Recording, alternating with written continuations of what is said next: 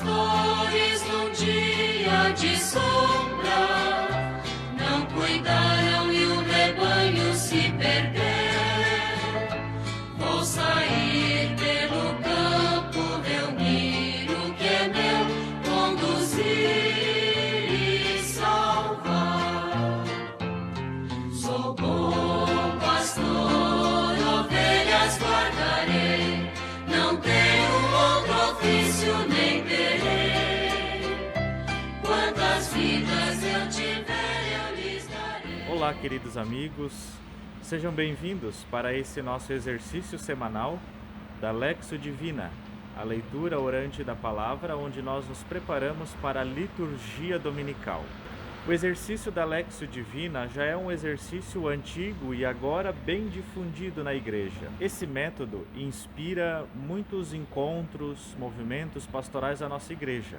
A catequese de nossa diocese, especialmente, utiliza a Lexio Divina como método para os encontros catequéticos. Os grupos bíblicos de reflexão, o mesmo modo. Com esse exercício que nós fazemos toda semana, nós nos aprofundamos nesse método e na palavra de Deus. Existem várias formas de se fazer a Lexio Divina, com vários passos. Nós aqui utilizamos o método mais simples e tradicional, com 4 passos: leitura, meditação, oração e contemplação. O nosso foco com esse vídeo é ajudar os leitores de nossa paróquia, Perpétuo Socorro do Costa e Silva, em Joinville, e também todos aqueles que nos acompanham, a ensaiar e treinar um pouquinho para a liturgia dominical. Então o nosso foco é o primeiro passo, é a leitura. A maioria das Lexios Divinas, elas fazem a leitura como primeiro passo, mas priorizam a meditação como forma de obter uma mensagem inspirada do texto bíblico. O nosso objetivo com esse vídeo é focalizar no primeiro passo, na leitura. Nós, há um tempo atrás, víamos a necessidade de ajudar os leitores a tirar as dúvidas sobre alguma palavra difícil que aparece em alguma leitura, alguma expressão, pontuação na leitura. Então, o nosso foco é o primeiro passo, para ajudar os leitores a proclamar bem uma leitura. Obviamente, nós fazemos também o segundo, terceiro e o quarto passo, mas fazemos de maneira um pouco mais rápida. Não que nós devemos sempre fazer rápido, devemos fazer bem feito, mas é que para o nosso vídeo não ficar muito prolongado, nós encurtamos os demais passos, porque o nosso objetivo aqui é o primeiro passo da leitura. Aqui nós apenas damos um gostinho do que é a Lexio Divina e o contato com a Palavra de Deus, para que depois, pessoalmente, em família, em comunidade, cada um possa aprofundar também esses passos. Portanto, seja bem-vindo e vamos juntos nos preparar para o 4º domingo da Páscoa. Como o tempo passa rápido. Parece que ontem nós celebrávamos o Tríduo Pascal e nós já estamos no 4º domingo da Páscoa. Tradicionalmente, este domingo pascal é conhecido como o Domingo do Bom Pastor, porque sempre o 4º domingo da Páscoa traz no Evangelho a imagem de Jesus o Bom Pastor e um trecho do capítulo 10º de São João do Evangelho, que é justamente o Evangelho do Bom Pastor. Por ser o Domingo do Bom Pastor, nós também celebramos o Dia Mundial de Oração pelas Vocações Sacerdotais e Religiosas. Então vamos intensificar nesse domingo a nossa oração pelas vocações. Na nossa diocese nós temos o bom costume de sempre antes das celebrações e encontros rezar uma dezena do terço em prol das vocações. Continuamos fazendo e vamos fazer com muito zelo. E assim vamos pedir para que o Senhor da Messe envie muitos e santos operários para a sua messe. Vamos assim passar ao primeiro passo desse nosso exercício, ao passo da leitura. Leitura dos Atos dos Apóstolos. Naqueles dias, Pedro, cheio do Espírito Santo, disse: chefes do povo e anciãos, hoje estamos sendo interrogados por termos feito o bem a um enfermo e pelo modo como foi curado. Ficai, pois, sabendo, todos vós e todo o povo de Israel, é pelo nome de Jesus Cristo de Nazaré, aquele que vós crucificastes e que Deus ressuscitou dos mortos, que este homem está curado diante de vós. Jesus é a pedra que vós, os construtores, desprezastes, e que se tornou a pedra angular. Em nenhum outro há salvação, pois não existe debaixo do céu outro nome dado aos homens pelo qual possamos ser salvos. Palavra do Senhor. Graças a Deus. Esta leitura dos Atos dos Apóstolos, como é o costume do tempo pascal, sempre a primeira leitura tirada dos Atos dos Apóstolos, apesar de que fora do tempo pascal, normalmente, a primeira leitura é do Antigo Testamento, a segunda leitura do Novo Testamento, para mostrar a união dos dois testamentos. Mas no tempo da Páscoa é muito especial ouvirmos os Atos dos Apóstolos na primeira leitura, ao invés de uma leitura do Antigo Testamento, porque os Atos dos Apóstolos são escritos daquilo que os apóstolos fizeram logo após da ressurreição. Ou seja, a igreja ainda vivia a alegria da ressurreição de Cristo, que havia acontecido há pouco tempo, e os apóstolos então começaram a evangelizar, a organizar as comunidades sob a luz do Cristo ressuscitado. Os apóstolos, muitos dos discípulos que estavam ali nas primeiras comunidades, talvez até tinham sido testemunhas oculares do Cristo ressuscitado. Tinham vivido com o Cristo ressuscitado nos dias em que ele ficou na terra, depois da ressurreição, antes de voltar para o céu na ascensão. Então, por isso que nós lemos os Atos dos Apóstolos, porque aqui estão as testemunhas, muitas delas oculares, da ressurreição de Cristo. Aqui Pedro, nessa leitura desse domingo, está dando explicações, porque muitos dos judeus, muitos dos chefes, eles não concordavam com a atitude dos apóstolos, com o próprio testemunho que os apóstolos davam, com aquilo que eles faziam, com os milagres que eles exerciam nas primeiras comunidades. Então aqui Pedro dá uma explicação. Portanto, o personagem dessa leitura, o apóstolo Pedro. E Pedro fala para os chefes do povo e os anciãos, os líderes religiosos judeus. E o outro personagem central dessa leitura, o próprio Jesus, que aqui recebe de Pedro o título de pedra. Olha que interessante. O próprio nome Pedro significa pedra. Se no Evangelho Jesus chama Pedro de pedra, aqui é o contrário. Pedro chama Jesus de pedra. Por isso que ele diz no finalzinho da leitura: Jesus é a pedra que os construtores rejeitaram, mas se tornou a pedra angular. Esta é uma leitura de fácil proclamação. Aqui não identifiquei alguma palavra muito difícil de se proclamar. Chamo a atenção porque aqui no meio da leitura há uma frase que ela está no meio de travessão. Ela diz assim: é pelo nome de Jesus Cristo de Nazaré, aí tem um risco, travessão, aquele que vós crucificastes e que Deus ressuscitou dos mortos, aí tem o travessão de novo, que este homem está curado diante de vós. Então, cuidado, porque a entonação dessa frase que está no meio desses riscos, desse travessão, é uma entonação de explicação. O travessão, ele geralmente é colocado no começo de uma frase, quando alguém diz uma frase importante, ou no meio de um texto, quando se precisa dar uma explicação de algo que foi dito anteriormente. Então a entonação, ela é uma entonação de explicação dessa frase que está entre os travessões. Logo a seguir vem o Salmo responsorial, que traz novamente a imagem evocada por Pedro nessa primeira leitura, da pedra angular. Então, para que nós saibamos o que é esta pedra angular e por que Jesus é a pedra angular. A pedra angular era muito utilizada nas antigas construções, quando os templos, as sinagogas ou qualquer outra construção, uma casa, por exemplo, eram feitos totalmente de pedras, aquelas pedras brutas, pedras rústicas. A pedra angular, ela ficava justamente, deixa eu tentar mostrar aqui, ela ficava bem aqui na esquina da construção. Então ela era uma pedra que apontava para cá e para o lado de lá. Então ela ficava bem na esquina dessa construção, porque ela justamente colocava o norte, o tom dessa construção. Então ela alinhava a parede da frente e a parede do lado. Então a pedra angular, ela era fundamental para colocar a construção no rumo, para deixar a construção bem alinhada. Ou então, não sei se vocês já viram, a pedra angular, ela era utilizada naqueles pórticos antigos, onde existia a porta, aqui o limiar por onde se passava, mas existia também esse frontão redondo em cima das portas e dos pórticos. A pedra angular, ela era a pedra que era colocada bem aqui em cima.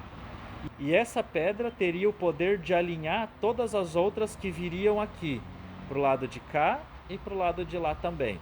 Então a pedra angular, ela era a pedra principal, ou seja, aquela que era colocada na parte principal para alinhar o restante para os dois lados, ou então era aquela pedra que era colocada na esquina da construção para alinhar as paredes dessa construção. E Pedro diz, Jesus é a pedra angular, ou seja, é a pedra principal, é a pedra que vai alinhar todas as direções possíveis da vida pessoal e espiritual das pessoas, das comunidades, da igreja. Então Pedro, ele faz um discurso alinhado à conversão. Olha, Jesus é a pedra principal do edifício da igreja e vocês o rejeitaram, vocês deixaram ele de lado, vocês o mataram. Mas o discurso de Pedro sempre vai nessa linha. Apesar disso, convertei-vos, arrependei-vos dos vossos pecados, e a ressurreição de Cristo irá os atingir, irá os alcançar. Então, esse discurso de Pedro, essa imagem que Pedro usa para falar de Jesus como pedra angular, é uma imagem que evoca Jesus como o centro da nossa vida, que alinha todas as direções da nossa vida, e ao mesmo tempo um discurso de conversão, dizendo que essa pedra principal os construtores rejeitaram, e a vida de Jesus foi cheia de rejeição. Desde quando nasceu que Herodes queria matá-lo, no seu ministério muitos procuravam Jesus para colocá-lo à prova, para matá-lo, para jogá-lo do precipício, perseguiam Jesus. A crucificação de Jesus foi resultado de uma perseguição também religiosa, política, pessoal, porque não gostavam de Jesus, do discurso de Jesus, daquilo que Jesus trouxe como boa nova. Então Jesus, a vida de Jesus é feita de rejeição. E Pedro diz, mas ele é a pedra principal. E o Salmo também vem trazendo essa imagem da pedra angular, o Salmo 117. A pedra que os pedreiros rejeitaram tornou-se agora a pedra angular. A pedra que os pedreiros rejeitaram tornou-se agora a pedra angular. Dai graças ao Senhor porque Ele é bom, eterna é a sua misericórdia. É melhor buscar refúgio no Senhor do que pôr no ser humano a esperança. É melhor buscar refúgio no Senhor do que contar com os poderosos deste mundo. A pedra que os pedreiros rejeitaram tornou-se agora a pedra angular. Dou-vos graças, ó Senhor, porque me ouvistes e vos tornastes para mim o Salvador. A pedra que os pedreiros rejeitaram tornou-se agora a pedra angular. Pelo Senhor é que foi feito tudo isso. Que maravilhas Ele fez a nossos olhos. A pedra que os pedreiros rejeitaram tornou-se agora a pedra angular. Bendito seja o nome do Senhor, aquele que em seus átrios vai entrando. Vós sois meu Deus, eu vos bendigo e agradeço. Vós sois meu Deus, eu vos exalto com louvores. Dai graças ao Senhor porque Ele é bom. Eterna é a sua misericórdia. A pedra que os pedreiros rejeitaram tornou-se agora a pedra angular. A pedra que os pedreiros rejeitaram tornou-se agora a pedra angular. Atenção para esse salmo. As estrofes, elas são de 6 versos, não 4, como nós estamos mais acostumados. Outra atenção nesse salmo, as palavras no plural. Sempre chama atenção para esse ponto, porque é muito tentador a gente, quando proclamar o salmo ou cantá-lo, a gente dizer as palavras do seguinte modo: dou-vos graças ao Senhor porque me ouviste e vos tornaste para mim o Salvador. Mas não, então cuidado para a gente falar ela no plural. Ouvistes, tornastes, porque justamente o salmista, quando ele fala, quando ele canta, ele está proclamando em nome de toda a comunidade. Por isso, usa normalmente essa linguagem no plural, para dizer de toda a assembleia ali reunida. Aqui falo e chamo uma atenção a todo canto litúrgico. Para que de fato o canto seja litúrgico, ele precisa utilizar sempre a linguagem no plural, porque ali o canto ele está sendo entoado em nome de toda a comunidade, para que toda a comunidade cante junto. Leitura da primeira carta de São João. Caríssimos, vede que grande presente de amor o Pai nos deu, de sermos chamados filhos de Deus, e nós o somos. Se o mundo não nos conhece, é porque não conheceu o Pai. Caríssimos, desde já somos filhos de Deus, mas nem sequer se manifestou o que seremos. Sabemos que quando Jesus se manifestar, seremos semelhantes a Ele, porque o veremos tal como Ele é.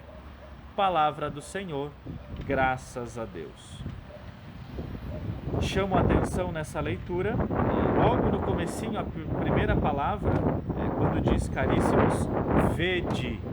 Então, cuidado para a gente não proclamar essa palavra diferente do que ela quer dizer, né? Não é vede, a gente não coloca acento, mas vede, do verbo ver. Muitas frases dessa leitura têm o ponto de exclamação no final da frase. E o ponto de exclamação, ele requer também uma entoação de admiração na leitura. Então, as frases com ponto de exclamação, nós não damos uma entoação muito forte, para não parecer muito forçado, mas devemos sim dar a entoação da admiração, que o ponto de exclamação traz. De sermos chamados filhos de Deus, e nós o somos. Então, a entoação é diferente daquelas frases que tem o ponto final, que nós lemos normalmente. Mas o ponto de exclamação, nós damos o tom de admiração, assim como em outras leituras, quando há o ponto de exclamação, nós damos o tom de pergunta também. Não é o caso dessa leitura. Aqui apenas o tom de admiração. E o Evangelho retirado do capítulo 10 de São João, versículos de 11 a 18. Naquele tempo disse Jesus: Eu sou o bom pastor. O bom pastor dá a vida por suas ovelhas. O mercenário, que não é pastor e não é o dono das ovelhas, vê o lobo chegar, abandona as ovelhas e foge, e o lobo as ataca e dispersa. Pois ele é apenas um mercenário e não se importa com as ovelhas. Eu sou o bom pastor. Conheço as minhas ovelhas e elas me conhecem, assim como o Pai me conhece e eu conheço o Pai. Eu dou minha vida pelas ovelhas. Tenho ainda outras ovelhas que não são deste redil. Também a elas devo conduzir. Elas escutarão a minha voz e haverá um só rebanho e um só pastor. É por isso que o Pai me ama, porque dou a minha vida, para depois recebê-la novamente. Ninguém tira a minha vida, eu a dou por mim mesmo. Tenho o poder de entregá-la e tenho o poder de recebê-la novamente. Essa é a ordem que recebi do meu Pai. Palavra da salvação. Glória a vós, Senhor. Uma liturgia muito bonita, onde nós podemos, nesse segundo passo da meditação, trazer alguma mensagem e nos ater a alguns simbolismos muito interessantes dessa liturgia. Um primeiro símbolo que nós já vimos no primeiro passo da leitura é a imagem da pedra angular, na primeira leitura e no Salmo. Jesus como o elemento ou a pessoa principal da nossa vida, da igreja, do nosso trabalho, das nossas motivações.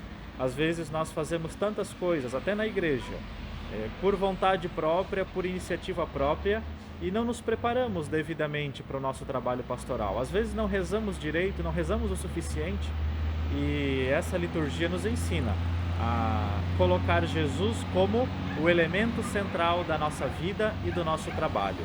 Nunca deixar de entregar a Deus aquilo que vamos fazer, as nossas decisões, e pedir que Ele, de fato, seja a nossa pedra angular. De fato, Ele é. E Ele é. Nós é que não tomamos consciência disso. Então vamos pedir ao contrário, vamos pedir para Ele ser a pedra angular. Vamos pedir para que a gente reconheça e tenha consciência de que Jesus é a pedra angular da nossa vida. Uma outra imagem muito bonita que apareceu nessa liturgia, na segunda leitura e no Evangelho, que pode nos ajudar também numa meditação futura, são dois verbos muito importantes: ver e conhecer. Na segunda leitura diz: se o mundo não nos conhece, é porque não conheceu o Pai. E ali no finalzinho diz: e nós o veremos tal como Ele é. No Evangelho também aparece, o verbo conhecer. Conheço as minhas ovelhas e elas me conhecem. Biblicamente, o verbo conhecer, ele denota uma intimidade muito grande.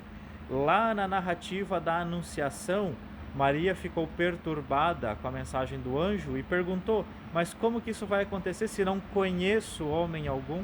Então o verbo conhecer denota uma intimidade física e espiritual muito grande. Aqui nós só vamos ter consciência de que Jesus, ele é o centro da nossa vida e de que ele conduz, de que ele encaminha a nossa vida quando nós conhecermos de fato Jesus, quando nós termos aquela intimidade tão procurada que é necessária à nossa vida espiritual. Provavelmente vocês já ouviram muito dizer: nós precisamos ter um encontro pessoal com Jesus. Você já teve um encontro com Jesus? E aí a gente pergunta: mas meu Deus, o que é esse encontro com Jesus? Então esse encontro com Jesus é ter aquela intimidade, é conhecer Jesus. E como é que a gente sabe que nós já tivemos um encontro com Jesus, que nós conhecemos Jesus? Bem, é quando a gente tem plena confiança nele, e nada abala a nossa fé em Jesus. Quando vem uma dificuldade, mas a nossa fé permanece firme. Quando a gente é caluniado por alguém que é tão próximo de nós, que às vezes se diz nosso amigo, mas a nossa fé não se abala.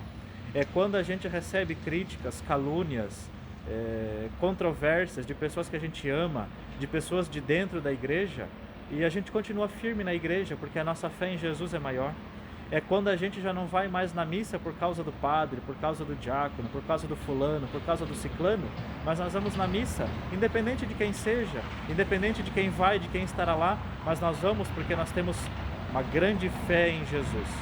É quando a gente não se afasta da nossa comunidade, porque às vezes ali dentro da comunidade tem alguma pessoa que a gente não se dá bem, mas mesmo assim a gente não se afasta da nossa comunidade, porque ali é a nossa casa e nós temos fé em Jesus. Então quando nós estamos firmes e tranquilos na fé, mesmo que em outras dimensões da vida não tanto, com a pandemia, com tanta coisa ruim acontecendo, mas a nossa fé está firme. É sinal de que nós estamos no caminho de conhecer Jesus. É sinal de que nós já estamos talvez nos encontrando com esse Jesus. E ver Jesus. Bem, o Evangelho de João foi escrito na língua grega. E os gregos, a cultura grega é uma cultura muito do ver as coisas. É quase uma cultura de São Tomé, Tem que ver para crer. Se não vê, não acredita. Então por isso que João usa na leitura e também no Evangelho, já que é a mesma inspiração autoral, Carta de São João e Evangelho de São João, usa esse verbo do ver. Veremos tal como ele é. Então João diz que sim, nós vamos também na vida eterna, na salvação, no céu, vamos ver Jesus, sim, com os nossos olhos também. E quantas vezes já agora aqui na terra nós vemos Jesus, nós vemos Ele no sacramento da Eucaristia, pão e vinho, na simplicidade do pão e vinho, vemos na palavra, no leitor que proclama. Santo Agostinho diz: Quando o leitor proclama a leitura, é Cristo quem fala. Então nós vemos Cristo no leitor. Vemos Cristo na igreja, na comunidade. Vemos Cristo nos irmãos que estão à nossa volta. Vemos Jesus de tantos sinais, em tantos símbolos que nos rodeiam e que estão presentes na nossa vida. Então nós somos convidados também, não só a sentir, a conhecer Jesus, mas também a ver Jesus com os olhos físicos e com os olhos também espirituais. E por fim, a nossa meditação se enriquece com a imagem de Jesus, o bom pastor. Como já foi dito aqui, o Evangelho de João é escrito na língua grega. Em grego, a palavra bom se diz kalos. E a tradução de kalos, de bom, para o latim, que foi a tradução bíblica, e depois aqui para o português, ela acabou perdendo um pouco de significado. Em latim, o bonus significa bom, bom, de bondade. Mas em grego, kalos, que é a palavra grega para bom, significa belo, né? Mais do que bom, mais do que alguém virtuoso. Kalos, bom, significa belo. Então Jesus, além de ser o bom pastor, o pastor de bondade, o pastor de virtude, que é a inspiração para nós também sermos bons, bom pastor, na língua grega, kalos pastoras, significa belo pastor, belo dirigente. Então, mais do que bom, Jesus é belo. E é uma imagem muito bonita para dizer que nós precisamos olhar e nos admirar desse belo pastor. A beleza nos atrai. Nós sempre queremos ver coisas bonitas, ouvir coisas bonitas, estar na presença de pessoas ou de coisas belas, uma bela obra de arte, né? Uma bela imagem, uma bela pessoa, uma pessoa bonita, né? Uma pessoa que atrai o olhar, uma pessoa que nos faz sentir bem. E Jesus, ele é esse pastor belo, e nós devemos nos deixar atrair. Então não é só admirar, de admiração, admiro alguém bom, admiro uma pessoa bondosa, mas às vezes isso não toca a minha vida. A beleza não, a beleza me atrai, a beleza me leva a ir atrás, a beleza me leva a ter uma atitude, a beleza me leva a ter um suspiro, a beleza me tira um sorriso dos lábios. Então esse é o bom pastor que nós estamos celebrando nesse quarto domingo da Páscoa. Esse pastor que nos atrai, que nos leva adiante, que nos conduz com o seu exemplo. É aquele pastor que nos atrai a também fazer coisas boas e bonitas. É aquele pastor que, quando nós estamos numa celebração bem preparada, aquela celebração nos toca no coração. Então o convite desse quarto domingo da Páscoa é para que a gente conheça, tenha intimidade com Jesus e reafirme a nossa fé.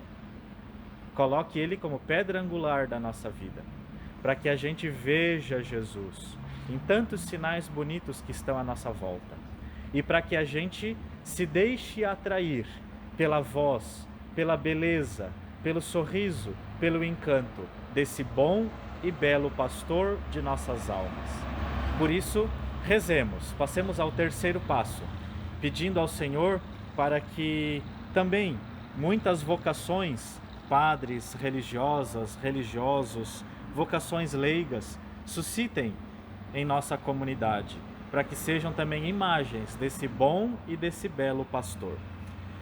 Por isso fazemos juntos as preces da comunidade, e a nossa resposta será: Senhor, bom pastor, guardai-nos em vosso amor.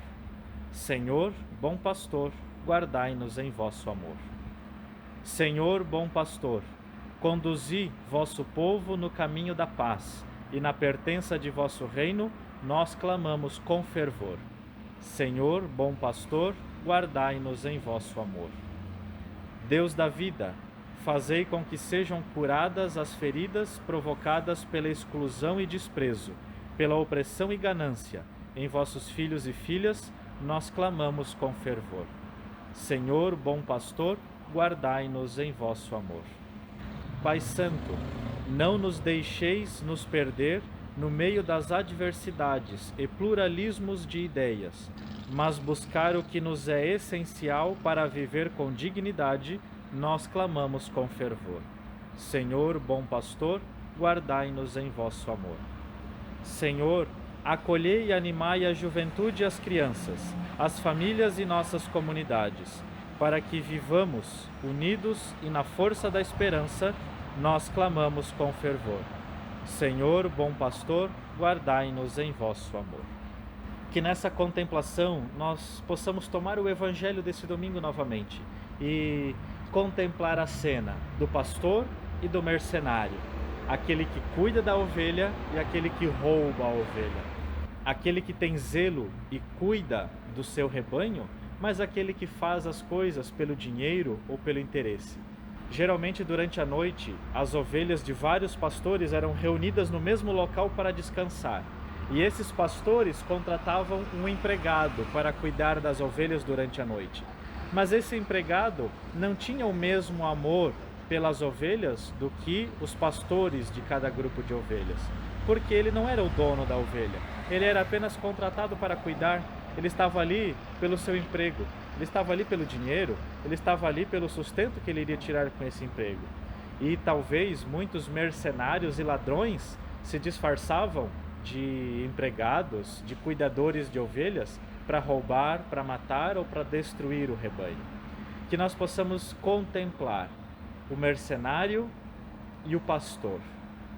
Que nós possamos nos colocar no lugar de pastores e no lugar também de mercenários, quando a gente não faz as coisas por amor, com zelo, com dedicação, ou talvez quando a gente faz até sem pensar as coisas somente por fazer, mas sem aquela espiritualidade necessária. Que nós possamos contemplar o pastor e o mercenário. Que todos nós possamos, portanto, a exemplo do belo pastor Jesus, também sermos ovelhas e pastores desse grande rebanho de Cristo. Celebremos com alegria este quarto domingo da Páscoa.